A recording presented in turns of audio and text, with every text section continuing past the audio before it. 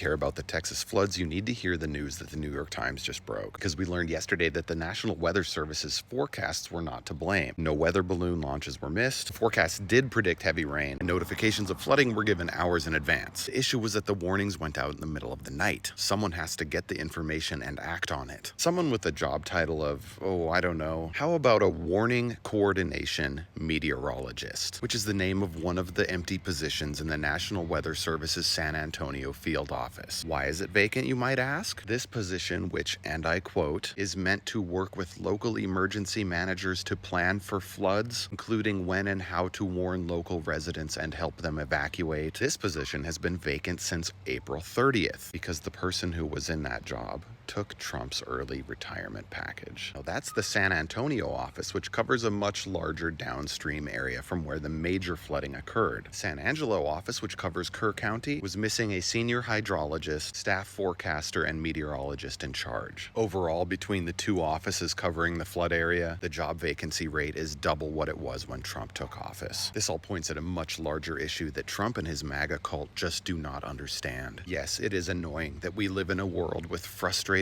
unpredictable problems. And yes, it is expensive to deal with those frustrating and unpredictable problems. But it's the reality we live in, even if it's a reality that Trump is incapable of facing. Because what we're seeing right now is the consequence of his ignorant, naive fantasy, where he can fix everything faster than anyone else, where he can make everything better than anyone else, and where he can do everything cheaper than anyone else. And the best news is, it only takes 2 weeks. Sorry, America, but that's con man shit. And 75 million Americans played the role of the mark perfectly.